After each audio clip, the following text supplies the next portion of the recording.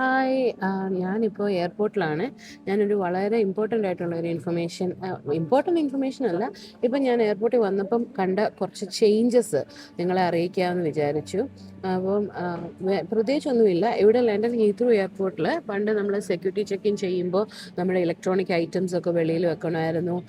വെള്ളമൊന്നും കൊണ്ടുപോകാൻ പറ്റത്തില്ലായിരുന്നു. അതുപോലെ തന്നെ നമ്മുടെ കയ്യിൽ എന്തെങ്കിലും സ്പ്രേയോ കോസ്മെറ്റിക്സോ അങ്ങനെ എന്തെങ്കിലും ഉണ്ടെങ്കിൽ അത് നമ്മൾ എടുത്ത് വെളിയിൽ വെക്കണമായിരുന്നു. ലൈക്ക് ട്രാൻസ്പെറൻറ്റ് ബാഗിൽ വെക്കണമായിരുന്നു. പക്ഷെ ഇന്ന് ഞാൻ വന്നപ്പം കണ്ട ഒരു കാഴ്ച എന്ന് പറഞ്ഞാൽ നമ്മുടെ ബാഗിൽ നിന്നൊന്നും നമ്മൾ പുറത്തെടുത്ത് വെക്കണ്ട, എല്ലാം ബാഗിനുള്ളിൽ തന്നെ വെച്ചാൽ മതി. ഈവൻ നമ്മുടെ ലിക്വിഡ് ഐറ്റംസ് ഒന്നും ട്രാൻസ്പെറൻറ്റ് ബാഗിലെടുത്ത് വെക്കണ്ട. എല്ലാം പിന്നെ അപ് ടു 2 ലിറ്റർ വരെയുള്ള ലിക്വിഡ്സ് നമുക്ക് ക്യാരി ചെയ്യാം. പണ്ട് അത് 100 ml ആയിരുന്നു. ഇപ്പോൾ അപ് ടു 2 ലിറ്റർ വരെയുള്ള ലിക്വിഡ്സ് നമുക്ക് ക്യാരി ചെയ്യാം. അപ്പം ഈ ചേഞ്ചസ് ഒക്കെ ഒന്ന് ജസ്റ്റ് അറിയാൻ വയ്യാത്ത ആരിപ്പോൾ റീസെൻ്റ്ലി ആരെല്ലാം ട്രാവൽ ചെയ്യുന്നുണ്ടെങ്കിൽ നിങ്ങൾക്കൊരു ഇൻഫർമേറ്റീവ് വീഡിയോ ആയിട്ടിരിക്കട്ടെ എന്നോർത്താണ് ഞാനിത് ചെയ്യുന്നത്.